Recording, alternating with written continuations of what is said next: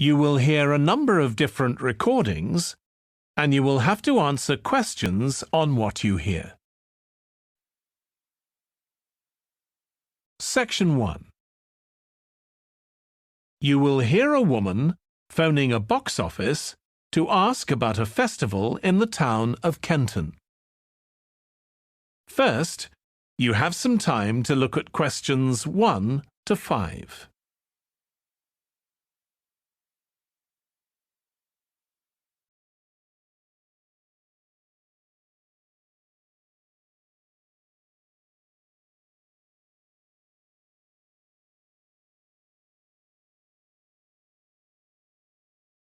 Now we shall begin. You should answer the questions as you listen, because you will not hear the recording a second time.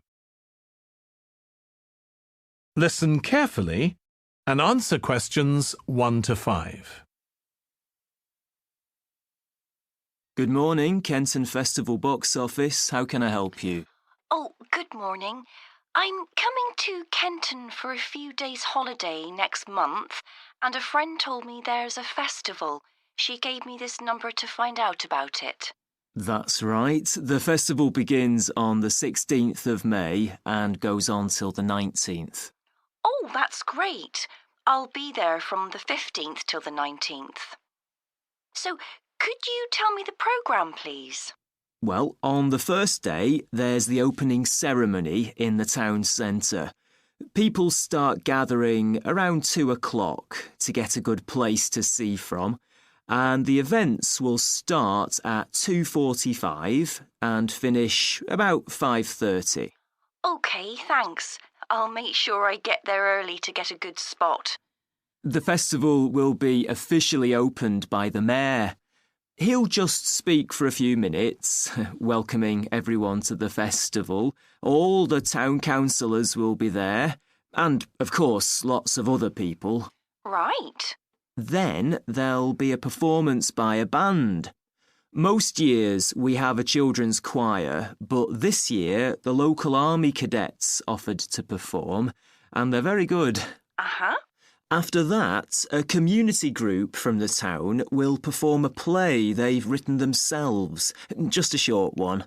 It's about Helen Tungate. I don't know if you've heard of her. I certainly have. She was a scientist years ago. That's right. She was born in Kenton exactly 100 years ago, so we're celebrating her centenary. I'm a biologist, so I've always been interested in her. I didn't realise she came from Kenton. Yes. Well, all that will take place in the afternoon, and later, as the sun sets, there'll be a firework display. You should go to the park to watch, as you'll get the best view from there. And the display takes place on the opposite side of the river. It's always one of the most popular events in the festival. Sounds great. Before you hear the rest of the conversation, you have some time to look at questions 6 to 10.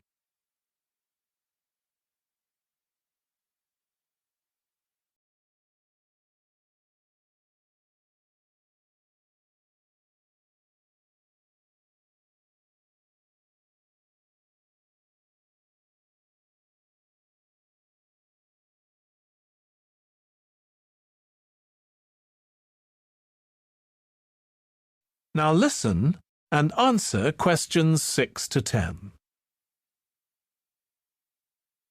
And what's happening on the other days? There are several events that go on the whole time. For example, the students of the art college have produced a number of videos, all connected with relationships between children and their grandparents. That sounds interesting. It makes a change from children and parents, doesn't it? Exactly. Because the art college is in use for classes throughout the festival, the videos are being shown in Handsworth House. How do you spell the name? Handsworth.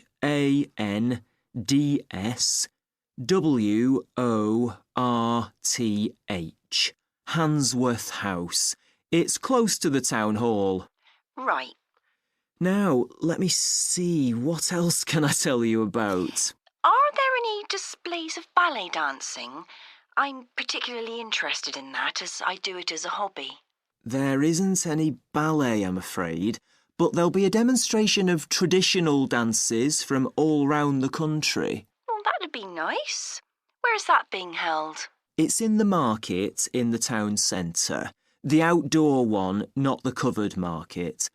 And it's on at 2 and 5 every afternoon of the festival, apart from the first day. Lovely. I'm interested in all kinds of dancing, so I'm sure I'll enjoy that. I'm sure you will. And I'd really like to go to some concerts, if there are any. Yes, there are several. 3 performed by professionals and 1 by local children. And where is it being held?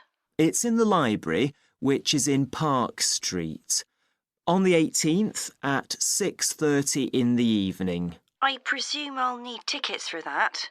Yes, you can book online, or you can buy them when you arrive in Kenton, either at the festival box office or from any shops displaying our logo in the windows. Well, I think that'll keep me busy for the whole of my stay in Kenton.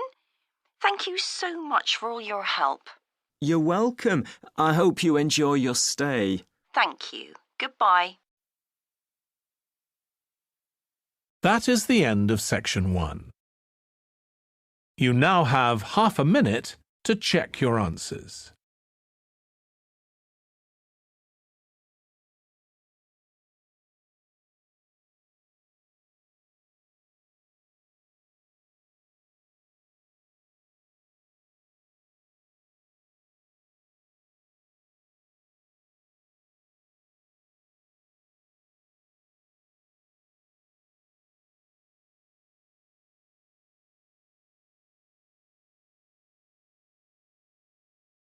Now turn to section 2.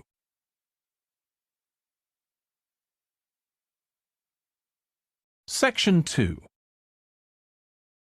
You will hear a man talking to a group of people about a tour of theatres in the city of Munich in Germany that he has arranged for them. First, you have some time to look at questions 11 to 15.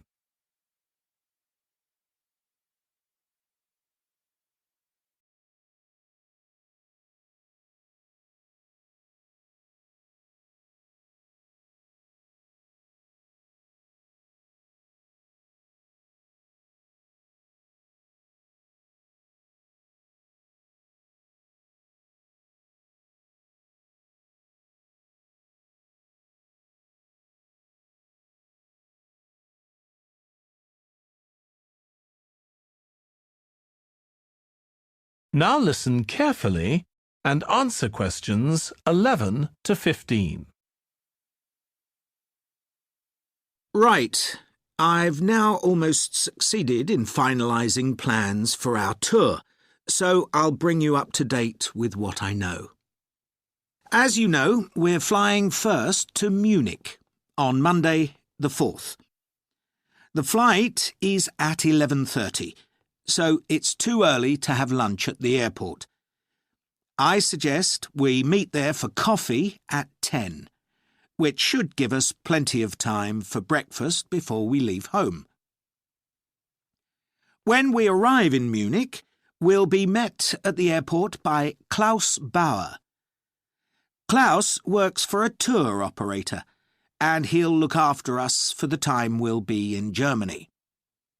He's already liaised with the managers of the theatres we're going to visit, and he's also arranged for an officer of the National Theatre in Munich to show us round the theatre one afternoon during our stay. Now, last time we discussed this trip, I didn't have the precise cost for hotel rooms, but now I have. The normal rate at the hotel where we're staying is €150 a night for a double room. I'd hoped to get that down to €120, but in fact I've been able to negotiate a rate of 110. That'll be reflected in the final payment, which you'll need to make by the end of this week. On Tuesday, the day after our arrival, I had hoped we could sit in on a rehearsal at one of the theatres, but unfortunately that's proved very difficult to arrange. So instead, we'll have a coach trip to one of the amazing castles in the mountains south of Munich. On Tuesday evening, we'll all have dinner together in a restaurant near our hotel. From talking to you all about your preferences, it was clear that a typical local restaurant would be too meat-oriented for some of you. Some of you suggested an Italian restaurant, but I must confess that I decided to book a Lebanese one, as we have plenty of opportunities to go to an Italian restaurant at home. On Wednesday afternoon, the director of the play we're going to see that evening will talk to us at the theatre. She'll describe the whole process of producing a play, including how she chose the actors, and, as the play we're going to see is a modern one, how she worked with the playwright. Before you hear the rest of the talk, you have some time to look at questions 16 to 20.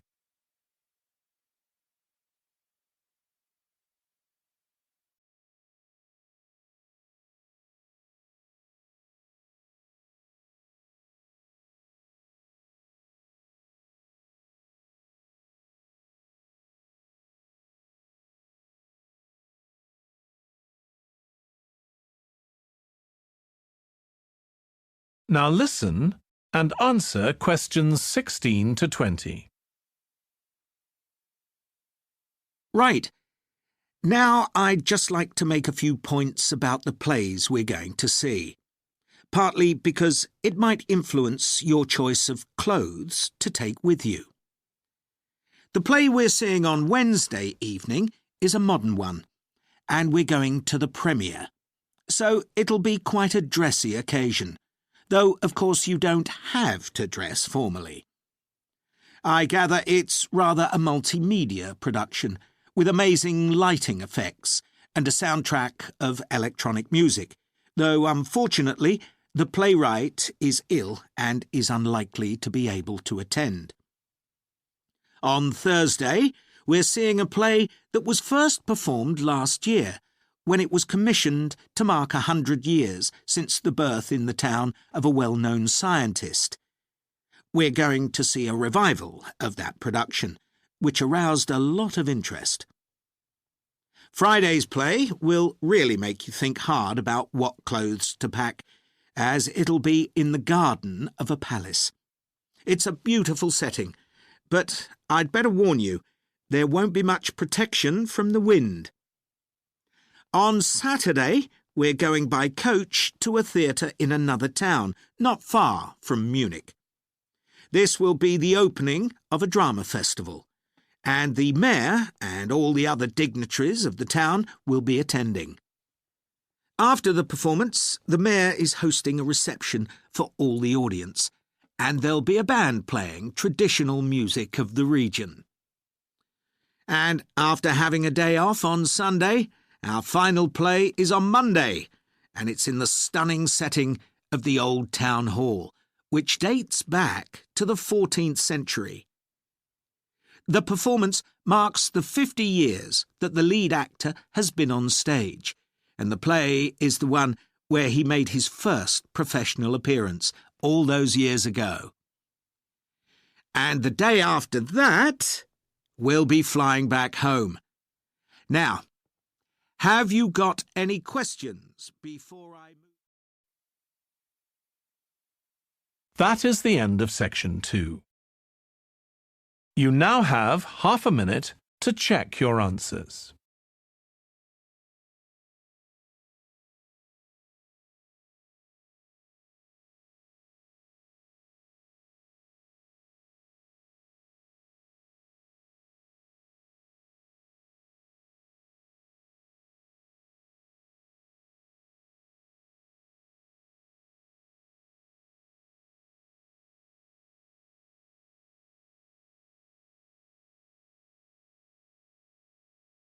Now turn to Section 3.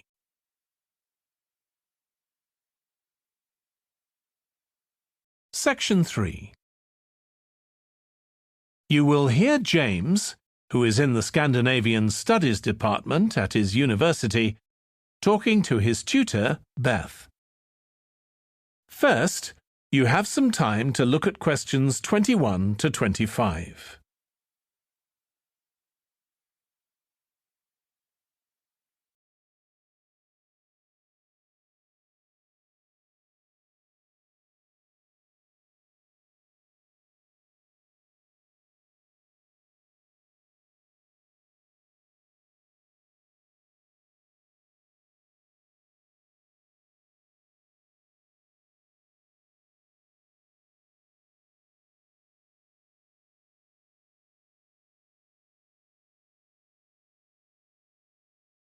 Now listen carefully and answer questions 21 to 25. Oh, good morning. You must be James. I'm Beth Cartwright. Please call me Beth. Thank you. Now, as this is your first tutorial since you started on the Scandinavian Studies course, I'd like to find out something about you. Why did you decide to take this course?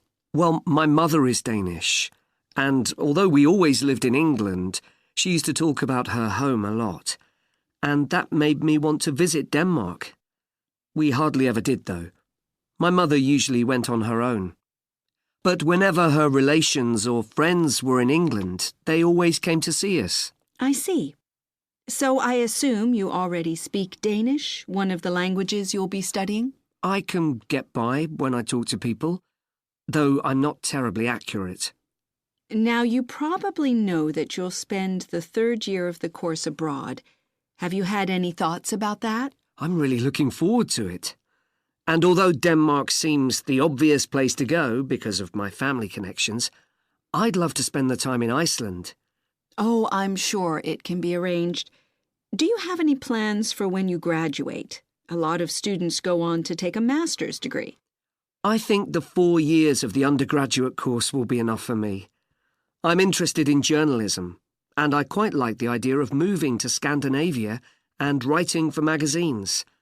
I'd find that more creative than translating, which I suppose most graduates do.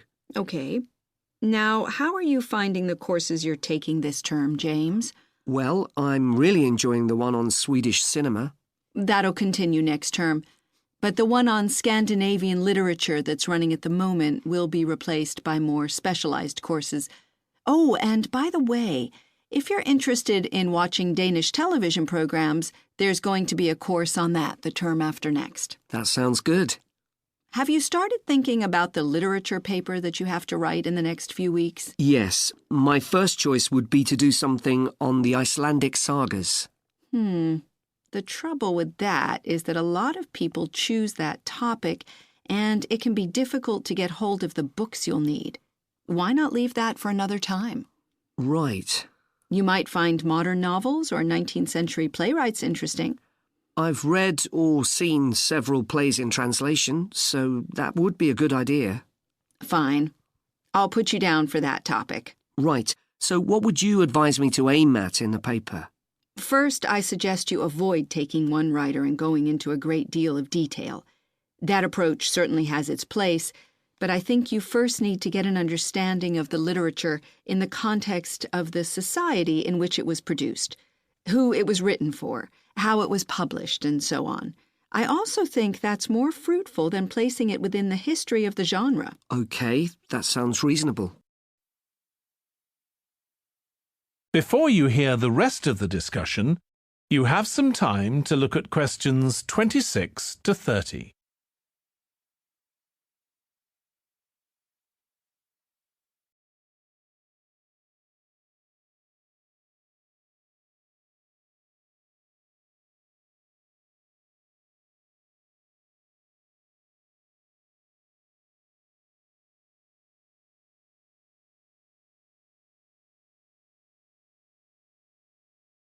Now listen and answer questions 26 to 30.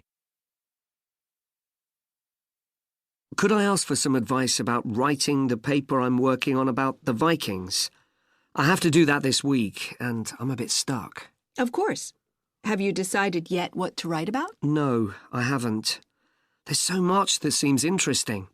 Viking settlement in other countries, trade, mythology. Well, what I suggest is that you read an assignment a student wrote last year, which is kept in the library.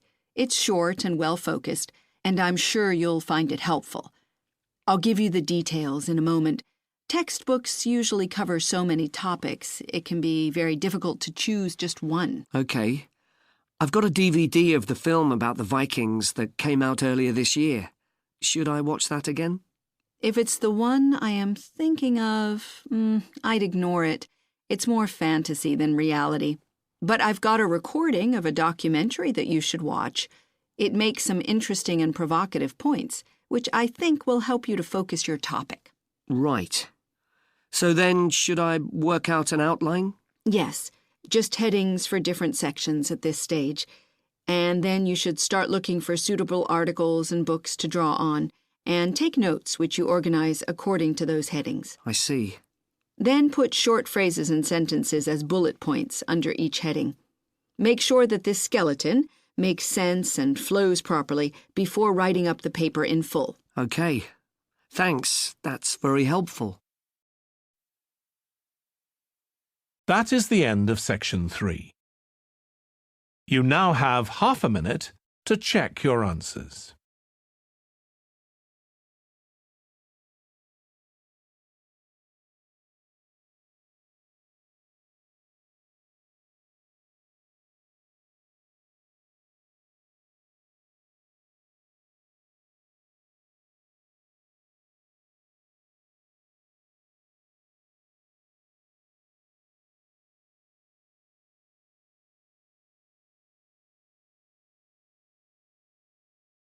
Now turn to section 4.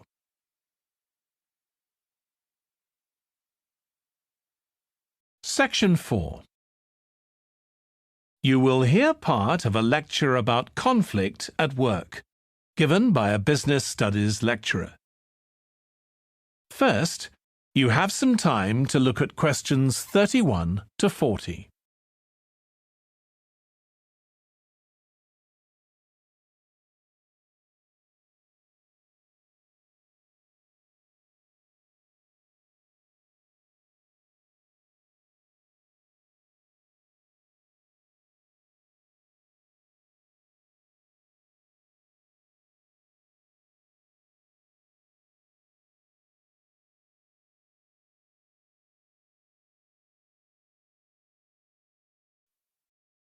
Now listen carefully and answer questions 31 to 40.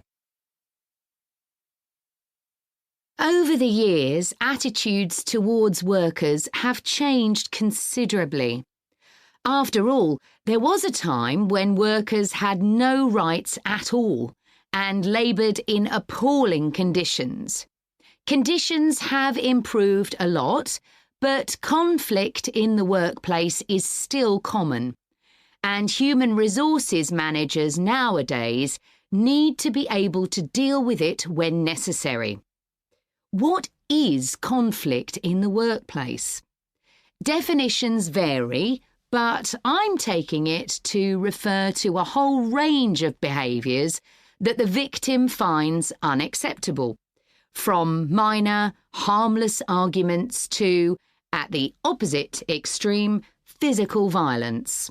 Much of this is covered by the term bullying, by which I mean one or more people behaving abusively or aggressively against another who is in a weaker position.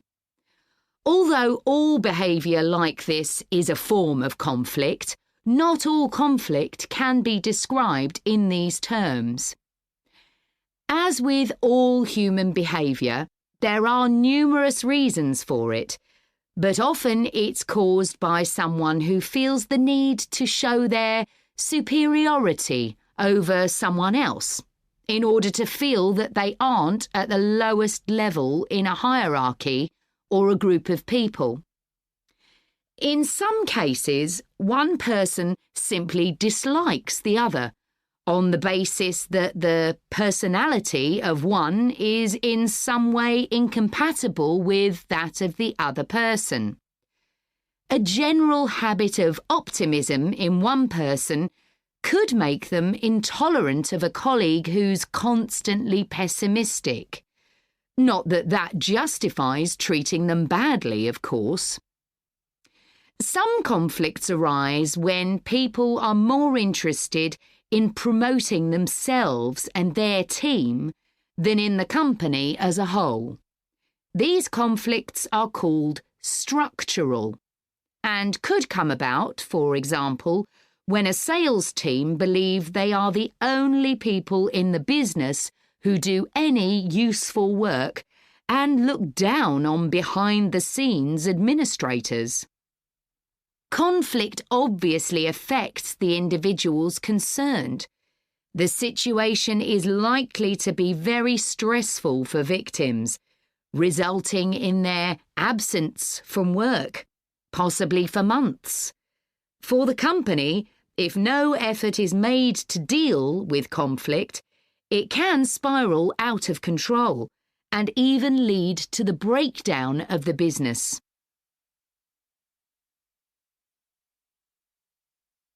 Some interesting work with chief executives, CEOs, has uncovered some of the reasons why they may treat colleagues badly. Many CEOs combine two opposing characteristics: confidence, that is, the belief that they're capable of great achievements, with a high level of anxiety, a fear of missing targets, whether set by themselves or by the directors of the company. This combination can make them respond badly to anyone who questions their decisions.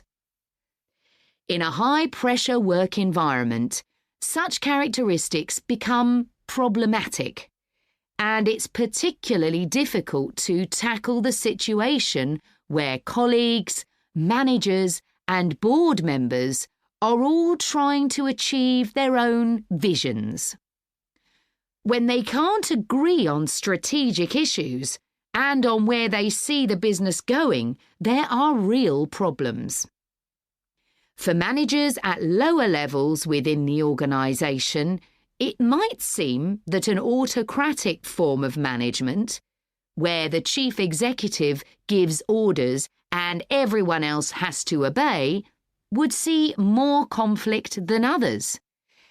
Interestingly, though, a company with a more democratic business model can suffer more when uncertainty about who to report to leads to conflicting demands. Now I'll say a little about dealing with the type of conflict that has harmful effects. Of course, the ideal is to prevent it arising in the first place. A good manager at any level will make efforts to earn the respect of the people they work with, particularly those who report to them. That will involve politeness in all communications and treating them as equals who happen to have a different role within the organisation. Sometimes, of course, conflict does occur and can get out of hand. In such cases, the Human Resources Department often gets involved. However, if one of the parties in a conflict sees human resources as simply a mouthpiece for the chief executive, then an external mediator might be able to help. By talking to both sides and trying to find the truth of what's been happening, they can build a clear picture of the situation and give feedback that both sides will accept, precisely because they're independent. That is the end of section 4. You now have half a minute to check your answers.